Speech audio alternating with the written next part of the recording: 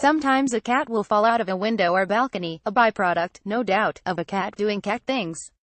If you have a house cat, your feline's propensity for aerial shenanigans probably doesn't worry you that much. Cats falling from low windows can use their riding reflex to land on their feet like nothing even happened.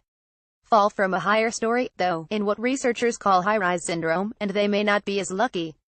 But here's the weird part: cats falling from super high floors can survive. A Radiolab episode on this falling cat issue states that cats falling between 5 and 9 stories are the ones most likely to be injured. Fall from a higher story, though, and your odds of survival are better. But how is it possible for a cat falling from a higher height have a greater chance of survival? The answer depends on two things: air resistance and apparent weight. When an object falls, there are essentially two forces acting on it. There is the downward force of gravity that depends on both the gravitational field 9.8 nkg on Earth and the mass of the object. The other force is the air resistance force. The air resistance is a force that increases with the speed of the object and always pushes in the opposite direction as the motion of the object. If I assume the object is only moving in the downward direction, I can write the sum of the forces in the e direction, vertical direction. As for the air resistance force, rho is the density of air, a is the area of the object, and c is a coefficient that depends on shape.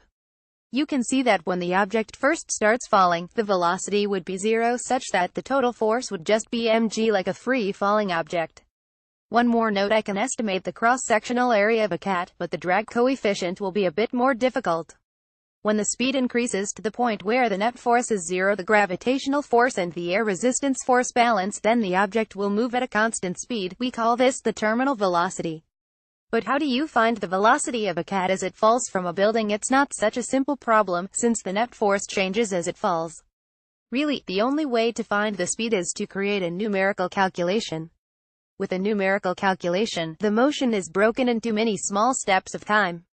During each of these time steps, the forces are approximately constant so that the motion can be calculated.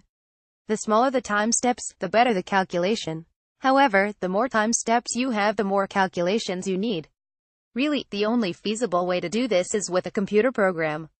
I don't know all the values, so I'm going to estimate some quantities like the mass and area of a cat, but here is my numerical model for a cat falling from a crazy tall building 100 meters. You can click the pencil icon to see and change the code. Don't worry, you won't mess it up. Oh, I also added an object with no air resistance just for comparison. Notice that the red curve, the no air resistance object, had a parabolic curve. This is what you would expect for constant acceleration. However, the cat stops increasing in speed as time goes on because of the increase in the air resistance. But this plot doesn't explain why intermediate falling distances are more dangerous than higher falling distances. How about a plot of impact speed versus starting height of the falling cat? Again, you can click the pencil to look at the code and change it if you like. From this plot you can see the simple result that a higher fall results in a greater impact speed. So air resistance alone can't explain why a medium fall is more dangerous than a high fall. We need to look at something else. What about apparent weight? Your apparent weight is not the magnitude of the gravitational force. Instead, it is the magnitude of the force acting against the gravitational force. Suppose you are in a stationary elevator and you push the down button. For a brief moment, the elevator accelerates downward and you feel a little bit lighter. Of course, your weight didn't change, it was just that the force of the floor pushing up on you decreased in magnitude. This is your apparent weight. When a cat first jumps or falls from a tall window, there is no air resistance force and nothing pushing up against the gravitational force. For a short period of time, the cat will feel weightless. It is during this weightless period that the cat's instincts kick in. The cat will use its superpowers to rotate into a feet-down position. U2. Pitch crew and brace for landing. This cat instinct is a good idea for normal falling distances. With the feet down, the cat is ready to land and make another move. But for super high falls with high impact speeds, landing legs down will just make things worse. If the cat didn't think it was falling, it would be in a different falling position that might not be good for landing but could produce a softer impact. In a way, lower apparent weight is bad for cat landings. So, there could be two things that a cat's survivability depend on. First, the impact speed. Higher impact speeds are the bad because the cat will hit the ground faster. Second, there is the apparent weight at impact.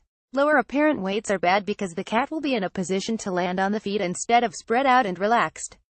I have arbitrarily made a survivability score that is the sum of the impact velocity multiplied by some factor and the inverse of the impact acceleration multiplied by some factor.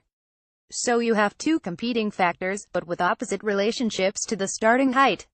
This means there should be some height that minimizes this survivability. Here is a plot of this score for different falling heights. This has a minimum survivability score around 18 meters.